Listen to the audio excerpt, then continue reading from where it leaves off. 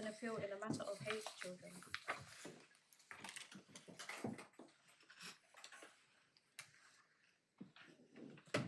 Yes, Mr. Sullivan. Good morning, my lords. I appear on behalf of the appellant. Behind me is my instructing solicitor, Miss Rainsford. Mr. Hassan appears on behalf of the first respondent local authority. He's supported by the team manager, Miss Stock, and a representative from his instructing solicitor's office, Miss Christos. Miss Hunter appears on behalf of the second respondent mother, and Mr. Proctor appears on behalf of the third and fourth respondent children via their guardian. Yes. Yes, just a few preliminary matters. Obviously, we've read the papers. We've now seen the full transcript of the judgment below. We understand there's a hearing next week, 24th. My lord, yes. So, perhaps arguably somewhat hastily, we made an application to discharge the care order in respect of Ronnie. Yes. Forgive me, in respect of N. Yes.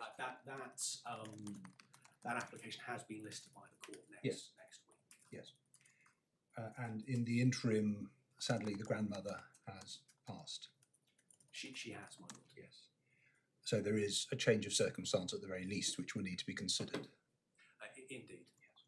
Yes. Can we say this, that we've obviously read the papers with great care. Provisionally, we see some force in the points you're making about procedural unfairness. What we'd like you to do is to just concentrate briefly on what you see as the essential points of your case, and then we would really like to hear from the respondents. And then you can deal with anything which is said by them in a reply. No one will be shut out of saying anything, but we'd like you to be quite brief and just focus upon what you see as the most essential aspect of your complaint of procedural unfairness, and then we'll hear what the respondents have got to say. Understood, my lord. Just in terms of preliminary matters, if I may. Of course, the appellant is not present today. He's attending his grandmother's funeral. He is. Yeah. Would you pass on to him our apologies? We did try to inquire whether we could, as a constitution, find another day in the near future. Unfortunately, that was not possible, and we do think that it's important we get on with this. I think it's even more important given that there's a hearing next week. So can you please pass on our apologies to him and our condolences? I'm grateful, my lord. I also wish to represent on behalf of him that he apologises. No, not at all. It's absolutely understood, and if we could have accommodated him, we would have done so. While I am apologising, my lord, I appreciate there were some aspects of the bundle that were less than ideal. That's right. We're on top of the papers. We know what the issue is. We've expressed a provisional view. Let's get cracking. I'm grateful, my lord. There are, of course, three grounds of appeal. I would submit that the judge was wrong for making the final orders at the IRH early final hearing. That it was wrong for the court to effectively make short-term final orders when special guardianship orders were on the horizon, if I can put it that way. And finally, the judge's reasoning was inadequate. Briefly dealing with each of those issues, in respect to the first ground, I would say the judge is wrong because there were issues in this case that warranted hearing at a final hearing and warranted further consideration on evidence. Yeah. Including the father's position in relation to alcohol. Indeed. My lord, the submission on behalf of him that would have followed essentially is that it was a more nuanced point that was given credit for by the judge.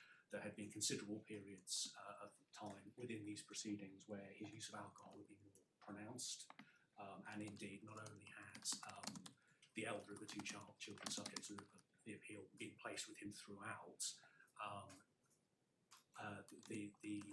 the younger of the two children had been placed with him. The elder child was placed with him in September of 2024, and whilst short-lived, the court took the view that was an acceptable placement. There are some aspects of the removal on the 20th of December that I would also submit were necessary to be considered at final hearing. The interim care order and indeed the removal was dealt with on submissions without evidence being heard. What I would submit on behalf of the father is that there were arguments about whether that removal was justified or not that should have been dealt with on evidence at the final hearing.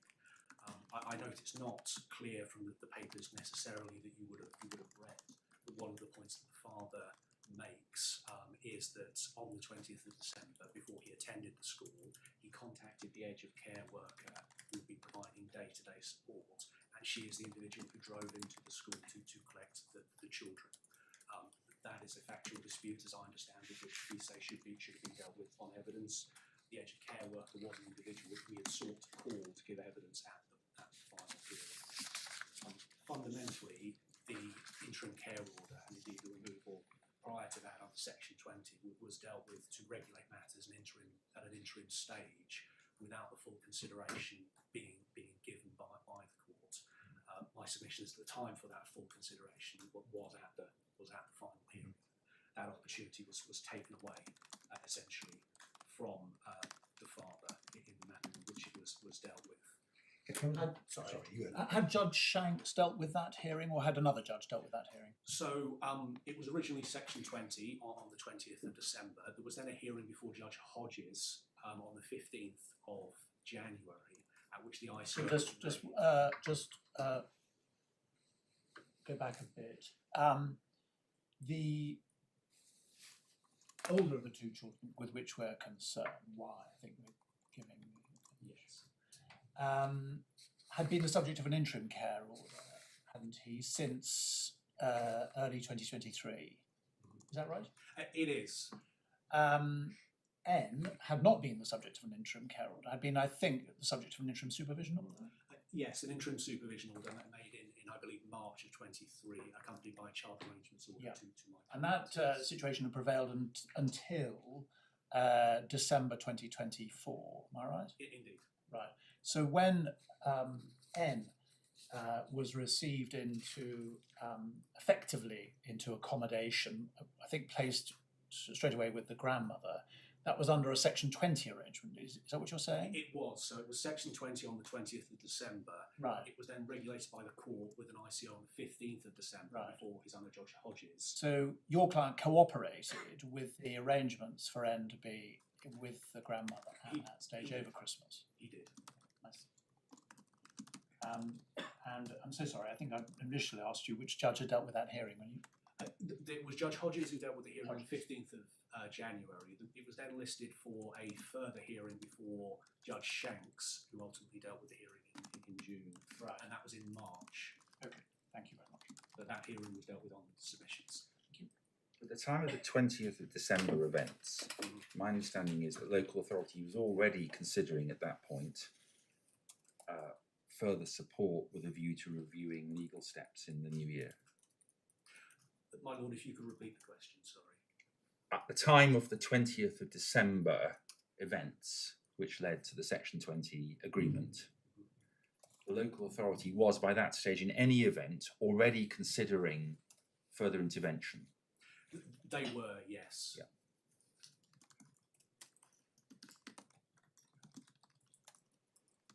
So it isn't what I'm saying, it isn't just the events of the 20th of December which have to be reviewed. No, there had been a second addendum special guardianship report which had been negative. That had only been in respect of the elder child, Y, and not in respect of the younger child, N. While we're quizzing you, can I just raise one matter which Lord Justice Cobb identified for us before we came in, arising out of the final version of the judgment. Paragraph 13 says that the children moved into the father's care on the 21st of September 2024. We believe that to be incorrect in relation to the older child who'd been there for indeed a year or so before then. Indeed, that is incorrect, my Lord. The younger child, N, had been there since June 2022. Yeah. And that would be relevant. Yes. And there's no dispute about the point to which N arrived was under the care of the father. Indeed. I don't believe that is a matter under dispute. It is set out in the supplemental chronology, which is not disputed. So he was only about 2 or 3 months old at that stage? Yes, so that had happened without intervention from the local authority. There had been some concerns that the father had about the mother's care, and he was proactive in safeguarding N, we say. Yeah. Well, you have a flavour of what we're thinking. What are any other main points you want to get across to us before we hear from the respondents? To say you will have a full opportunity to come back if anything arises. I'm grateful, my lords. I have set out the arguments essentially on skeleton arguments, just to deal with them very briefly. Yep. I would say that the care plans that were presented to the court were not sufficient for the orders to be made. I would reiterate ground 2 of the appeal, that it was wrong of the court to make care orders essentially for a short term when special guardianship orders were so soon to be sought, it seems. And finally, for the reasons set out in the skeleton argument, I would say that the judgment itself was insufficient and didn't address the matters that needed to be addressed with the appropriate level of detail. Can you help me with one or two further matters around the IRH? I can see from the order that was made on the 24th of June that there was an advocates meeting about a week beforehand, on I think the 19th of June. Following on from that 19th of June advocates meeting, was a draft case management order lodged with the court as is required? I cannot recall, my lord, but what I can say is that the Guardian's final analysis that made their recommendations was received after the advocates meeting. Okay. And the local authority's position in their case summary prior to the hearing was not seeking final care orders. Can you just repeat that? The local authority's case summary Yes. prior to the IRH was not at that stage seeking final orders to be made and discussed. Okay. Well, you preempted really what was coming in my mind, which was in my mind, which was at the advocates meeting. Had there been discussion about the fact that at the IRH on the 24th of June, the authority and the Guardian would be pressing for final orders? That is not my recollection of the situation. I don't believe that I was at the advocates meeting. Okay. Well, no doubt if anyone was at the advocates meeting, they'll be able to correct that position. I'm certainly able to say that the local authority's case summary filed before the hearing did not seek final orders. It was a position that they adopted on the day, having received the Guardian's final analysis. Thank you very much. I don't know how easy it would be for us to have a copy of that summary at some point during the course of this morning. I suspect I have it, my lord, and I could send If you could send that through to my or our clerks, that would be most helpful. Thank you. Was the IRH listed for 1 or 2 hours? I can't recall the listing time. It certainly took less than an hour. Yes. I think we're told 45 minutes. That sounds right, my lord, yes. And had a final hearing actually been listed, because some courts, it's the convention to list an IRH and also to list a final hearing to follow, which can be vacated. Other courts take a different approach, which is to list the IRH, and only if the IRH is ineffective in resolving the case is a final hearing listed. How was it played in this court? The convention in Chelmsford is to deal with it at IRH and then list the matter if Thereafter. So there was no hearing date. I cannot recall if there was already a final hearing listed in this matter. The train of proceedings have been slightly unusual and have been longer, and sometimes in those cases a final hearing is listed. My recollection is that it wasn't, but I will be corrected if I got that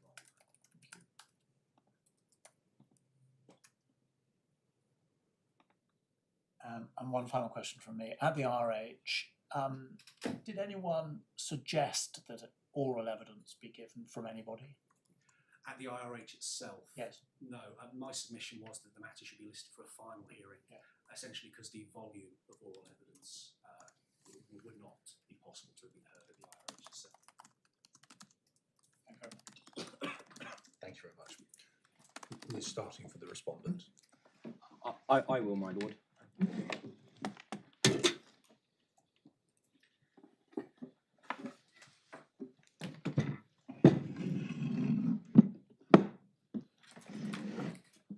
Thank you. So you're for Southend City Council. That is correct, my lord, yes.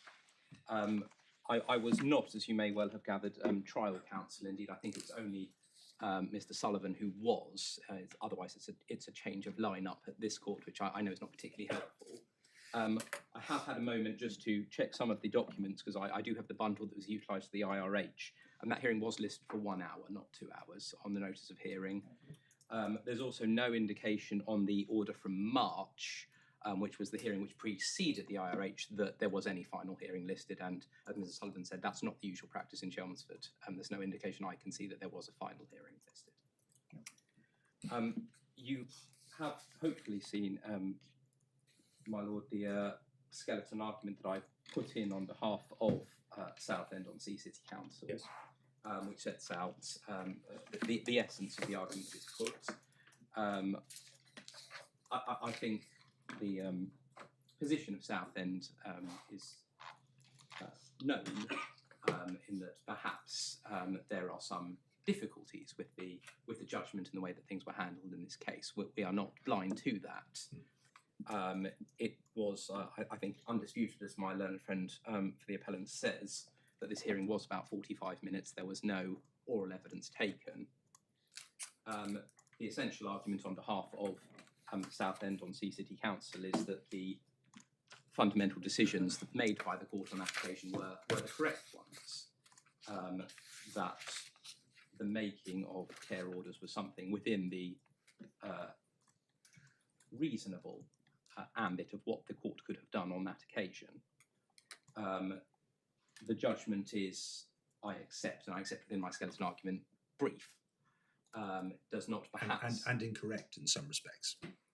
There do seem to have been a couple, as I think you've already identified, your lordships, a couple of errors made there. But the forerunning events were that the children had come out of the father's care in December of 2024, endorsed obviously by the court in the making of those interim care orders and endorsement of the interim care plans in January of 2025 by His Honour Judge Hodges. Obviously the interim removal of children, albeit it was with consent of the father initially by Section 20, it is a high bar for interim removal of children from the care of a parent. Of course, obviously the case we always cite is Re-C in respect of that. In some ways a higher bar than it is at when the full welfare analysis comes in at the end of the proceedings. But we were already in a position, and I don't think that position was challenged at any point between December or January of 2025, December 2024, January 25, and the final hearing in June. The judge was also clearly acutely conscious of the fact we had been in proceedings for some 2.5 years by the time we reached the IRH in June of 2025. I think the initial proceedings came about at the outset of 2023, somewhere around, I think the Guardian says 120 odd weeks of proceedings. I think that was clearly a factor playing on the judge's mind, was just how long this had been going on and the need for these still young children to reach some sort of resolution. Clearly, delay is something that we discuss much in the courts, and it is something antithetical to the welfare of children. And the delay in this case had been, in both the local authorities and Guardian's view, unacceptably long for a number of reasons. The IRH was, I think I worked out, about the 12th hearing there had been in these proceedings. It's gone on an inordinately long time. Her Honour Judge Shanks was clearly well across, as you'll see in my skeleton argument, the issues in front of the court. The bundle in front of the court by that point was exceptionally long, some 1,700 pages. But she confirmed within her judgment that she had read that bundle, and the evidence within that was voluminous, including the final evidence of the parties. The father had submitted a final evidence the local authority had, and we did have the Guardian's analysis by the point of the IRH. So I noted one of the authorities sought by or cited by my learned friend, the appellant, within his skeleton argument is in Re J. That case was more extreme than this one in my submission. Circumstances in that case, as I understand it from reviewing that judgment, were that there was no final analysis from the Guardian, there was absence of legal representation for 2 of the children, and indeed there was an outstanding, I understand, multidisciplinary assessment still in that case. It's not the same as the position in this case, in that we did have the evidence in front of the court, the final care plans, the final evidence of the local authority, and indeed the final analysis of the Guardian. But untested by the father. There is evidence, of course. Yes, yes. Untested by the father, I think one of the points the local authority would make is that the fundamental issue in these proceedings in respect of the father's case was his abuse of alcohol. And it was a long-standing issue that he had had. It's within the supplemental chronology that my learned friend kindly prepared, one can see all the rounds of testing that were conducted throughout the course of the proceedings. The problem was well established, was acknowledged by the father.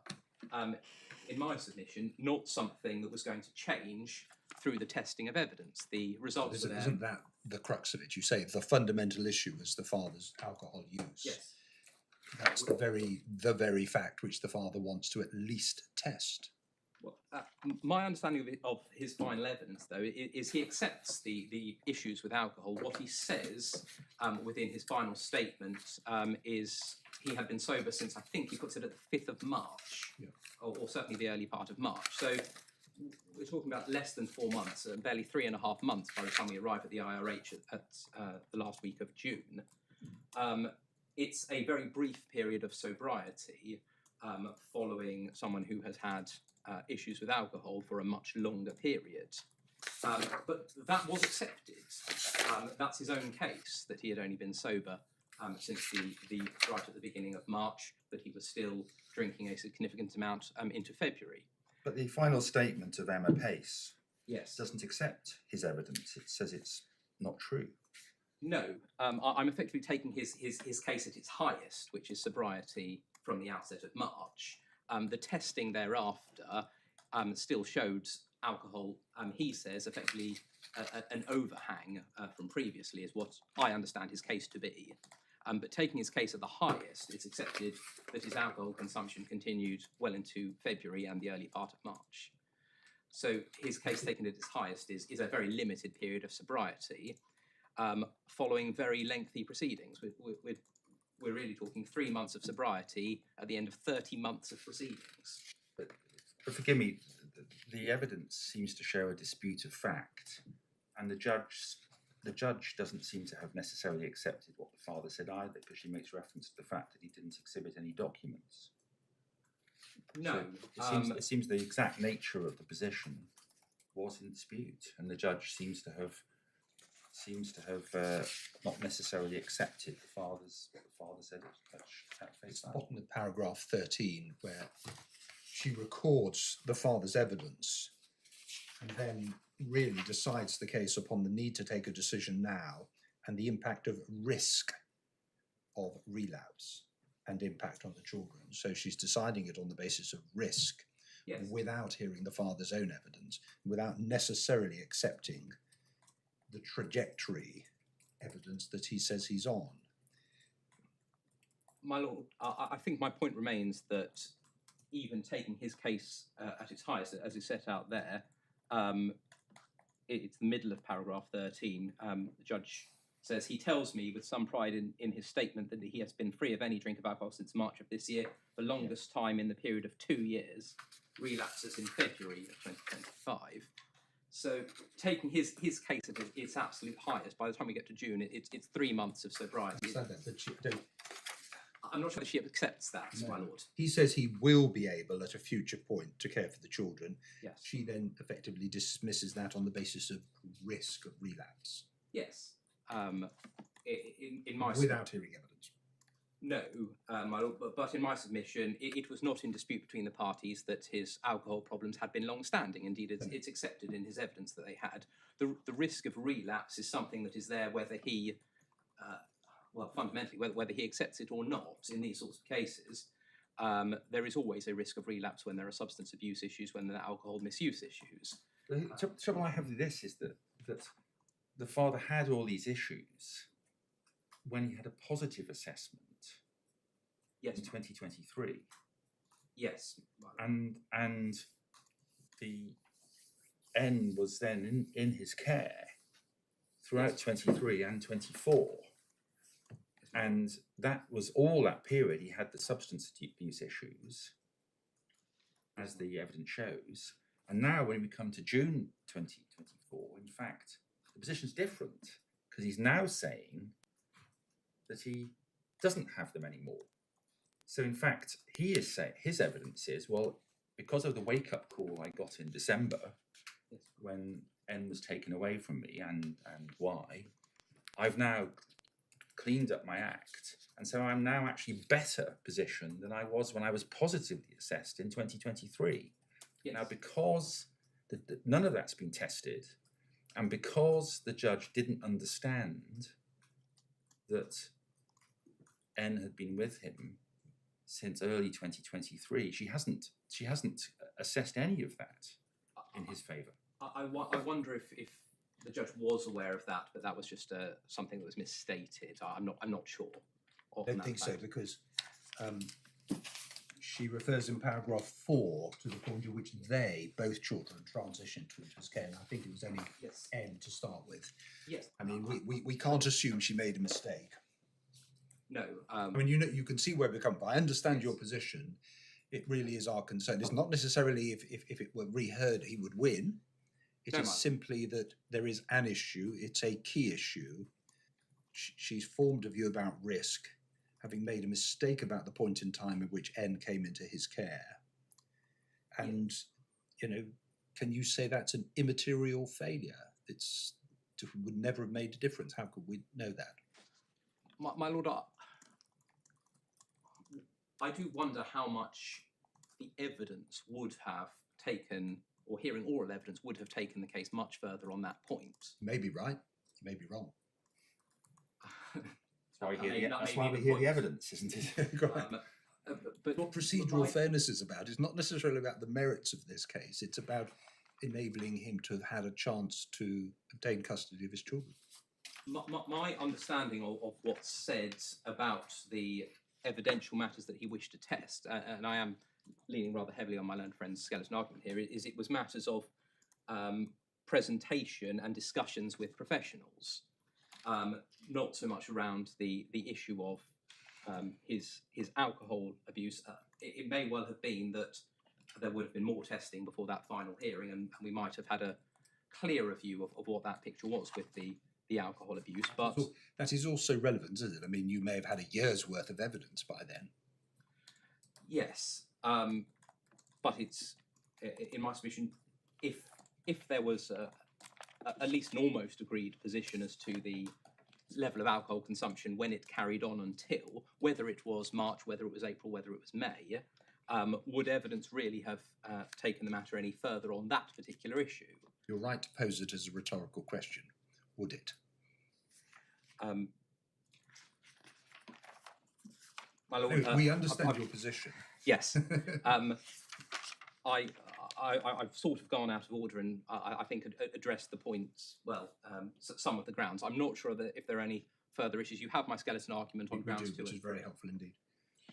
Can I just switch direction Yes, in yes, relation to your observation about Re-J? Yes. You made the point that the Re-J case, on its facts, was a clearer case than this because there were plainly gaps in the evidence at the time of the IRH. But in this particular case, there was some ongoing work being done with the grandmother and her partner around sexual risk following a Lucy Faithful programme. And this is referenced in your care plan, your local authority care plan. It was envisaged that that work wouldn't in fact be completed till the 8th of July, and it wouldn't be written into a special guardianship addendum report until the 29th of July, a month after the IRH. Yes, Mark. Now, I'll ask the question, what if that, for argument's sake, had shown that the grandmother's partner posed an unacceptable sexual risk to one or both of the children? Well, presumably then at that stage, the local authority having care orders would have exercised those and moved the placement, I would have assumed. Yeah, and what was the contingency plan? Well, what the contingencies referred to, one of them was placement. So for one of the children. No, in Yes. fact, the contingency for both children, I think, was adoption. it would have obviously then required the matter to be restored to the court for that potentially on that. For an application for a placement order, but not. Well, not the local authority had the care orders, so yes. So they wouldn't. So they would have been able to implement a contingency plan to place N for adoption if the assessment that was still outstanding had shown a negative outcome so far as the grandmother's partner was concerned. Well, the short-term plan would have been exercise parental responsibility under the care order, move presumably to a holding foster care placement. That would have been the immediate plan. Okay. Then whatever happened next would have been subject to the court and restoring the matter if it was for placement, for example. Well, it wouldn't have been immediately restored to the court. No, not necessarily immediately. The local authority having the final care order, it would have simply exercised that. Yes. And of course, a parent would have had much less scope for applying to discharge a care order in those circumstances, because it would have been apparent on the face of the care plan that the contingency was indeed adoption, and that it would be then placed before the agency decision maker for a decision around placement, and that would have proceeded in that way, wouldn't it? Yes. They may well have, but they could still have taken that route. Yes. But in the judgment that we have, the judge doesn't touch upon at all, does she, the outstanding assessments and the implications for either or both of these boys if the assessment was negative. Well, I think there was some confidence based on the assessments that there were already, that there weren't going to be any sorts of risks, and indeed that's the basis on which the local authority had already arrived at that conclusion, that Yes. these were safe and appropriate placements. If there was something like that going to emerge, one hopes it would have. Well, what about the DBS checks on the Lincolnshire couple? That they were unavailable at the time of the IRH, weren't they? That seems to be the indication. And so important or significant was that piece of information that the Guardian was unable to make any recommendation about special guardianship in their case. Yes, I mean, CAFCA's policy, I think, is not to make recommendations about special guardianship orders when certain criteria haven't been met, such as outstanding checks or if there hasn't been testing of the placement. I think it's part of the policy as well for at least, I think it's a 3-month or 12-week period. So it is correct, the Guardian didn't endorse special guardianship orders. Clearly, the potential future making of special guardianship orders was within the mind of the judge, and she refers to that. But she was making decisions in my submission on the evidence that was in front of her at that juncture. If things then changed in the future, well, that they may, and indeed they have. Yes. Of course, in this case. Thank you. My Lord, I don't know if you have any further matters that I can assist you any further with this morning. Thank you very much indeed. Thank you very much, my Lord. Miss Hunter, Mr. Proctor, who's going next? My lords, I'm already on my feet, and I Why don't not? think I will take very long in addressing the court this morning. If I may start by thanking the court for offering the mother the opportunity to attend the hearing remotely. I am most grateful, and I apologise that she's not found herself able to do that today. Your lordships, I think, will be aware from the papers that she is a lady who suffers Yes, we understand. significant personal challenges we and understand. has simply found it too difficult. I am instructed, my lords, that the mother supports the appeal of the father for all the reasons set out by my learned friend Mr. Sullivan in his skeleton argument, and there's a short skeleton argument submitted by those instructing me, which essentially adopts the same points. Yes. I offer this, my lords, with the caveat that I did not appear below and may be limited in the assistance I can give you, but given you have heard the substantive submissions on behalf of the appellant, and really all I do is repeat them, is there anything with which I can assist you? Thank you very much Thank you. indeed. Good morning, my lords. Again, I should start this by saying the Guardian aligns herself with the submissions made on behalf of the local authority, aligns herself with the local authority in response to the appellant's application to appeal. Likewise, my lords, the Guardian is alive to the difficulties in responding to this appeal. She was, as you will have seen from the judgment for all Judge Shanks, exceptionally concerned about the delay that these children have already suffered it being some 128 weeks at IRH. And this going off was a real life concern for the Guardian, which would have put this most likely in the region of somewhere some 3 months down the line. And so that was one contention that the Guardian was extremely concerned about when making her recommendations and supporting the local authority in seeking final orders at the IRH. My Lords, I don't intend to repeat or tread upon the ground upon which my friend, the local authority, has set out. Hopefully you've received my skeleton argument. We did. Yes. It largely mirrors what's been set out within the local authority's case. My Lords, the only real aspect that I would seek to add to is the proposition set out by the appellant in Re PS and the suggestion that these were time-limited care orders.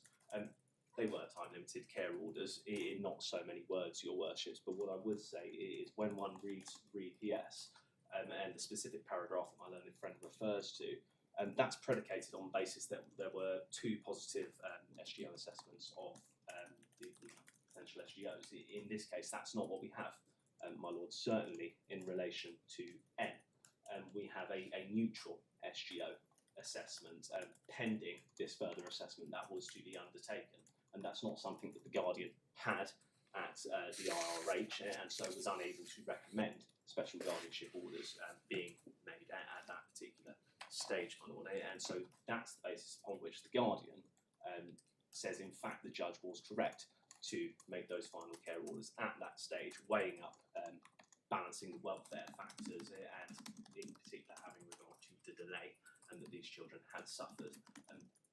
Unless there's something anything further like this history, I'm not sure. Thank you very much. Mr. Sullivan, anything in reply? My Lord, nothing in terms of reply to the submissions made. There was the question earlier about the local authority's case summary and ancillary documents. Those have been sent to your clerk. My Lord. Thank you very much. I should flag up a few things about them. One is at the end of the case summary, while the local authority are not themselves saying that they're seeking care orders or final orders in respect of all the children, it does flag up the Guardian said that they were seeking final orders and that was raised at the advocates meeting. There was an unfortunate change of time at the advocates meeting that not everybody was notified about, which meant that I missed the advocates meeting essentially. I would also flag up that the ancillary documents that were sent with the case summary included a witness template for a prospective final hearing and a draft order that proposed listing the matter for final hearing. Thank you. Unless I can assist any further. Thank you very much. We'll rise for a few minutes. All rise if able.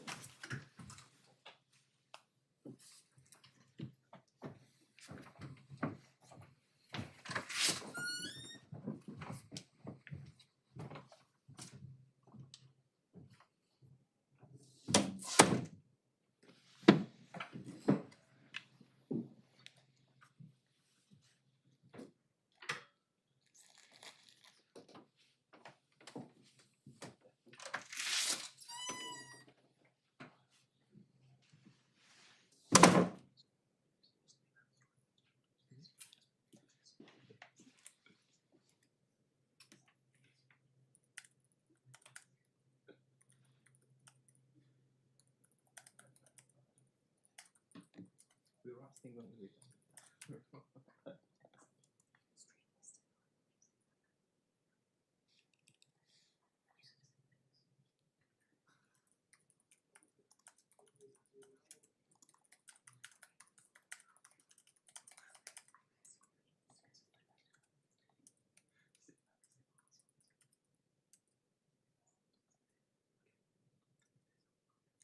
yeah, okay, I've got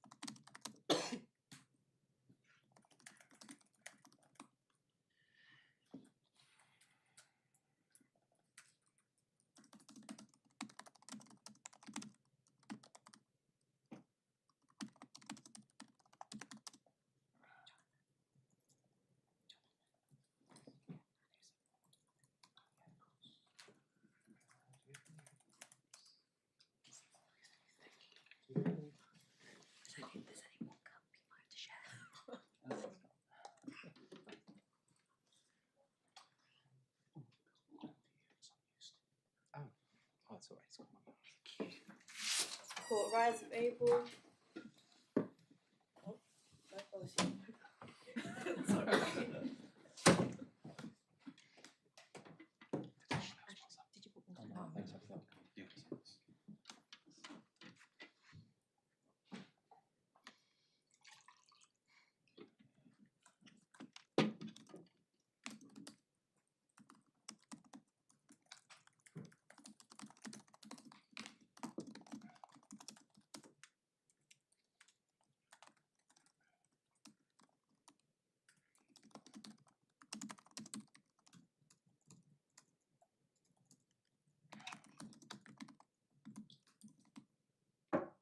Court rise of April.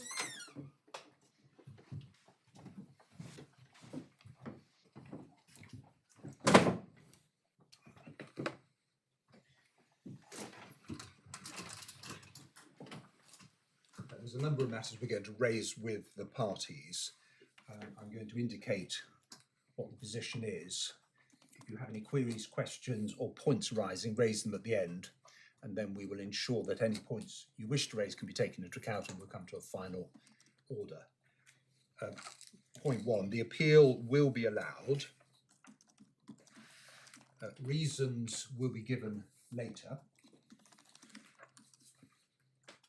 Point two, we set aside the care orders with regard to N and Y. They will be substituted by interim care orders pending a further decision by the family court. Point three, we will remit the case to the family court in Chelmsford, with the first hearing to be on the 24th of October as presently indicated. The parties are forthwith to communicate this court's decision to the family court in Chelmsford and to ensure that this decision is brought to the attention of the DFJ, who might or might not decide to take the case. And the parties are also, by Monday 4 p.m, that's next Monday 4 p.m, to identify in writing to the family court in Chelmsford precisely what sort of orders or directions they are inviting the court to make.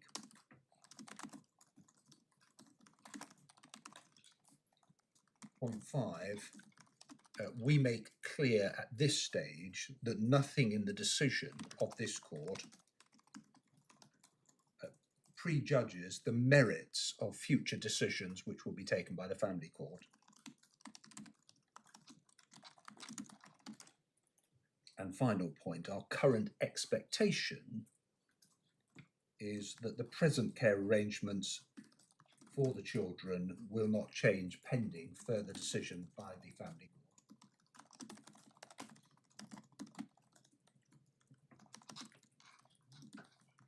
Anything else? Okay. Those are the points we wish to make at this stage, subject to any observations, comments which parties might have. Nothing from me, my lord. We are content with the proposed. Anything else we need to do to hold the ring pending further decision by the family court? No, my lord, I think it seems eminently sensible. We do in Chelmsford have a temporary DFJ at the moment. Yeah, we understand. Judge retired, so We even know. if he takes it, it will move again probably. But no. But the temporary DFJ may wish to retain the case, but we think it, in any event, needs to be brought to Yes. that judge's attention. And thereafter, we're not interfering with the discretion of the court. Yes. Nothing further from me, my lord. My lord, just I think one point of clarification, forgive me. We've been concerned today, of course, with Y and N, Yes. those being the subjects of the father's appeal in respect to the care orders. Of course, the care proceedings also concerned L. There's no dispute or there was no dispute within the substantive proceedings as to L's placement and the making of care orders, and that of course has not been appealed. No. There were some issues in respect of contact.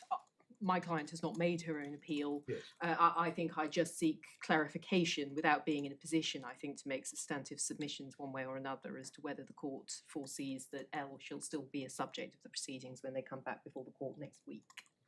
I don't think that's for us, really, is it? I mean, we Very well. don't have an appeal by L. It'll No, be you don't. for the family judge to decide, I think, in due course. I'm very grateful.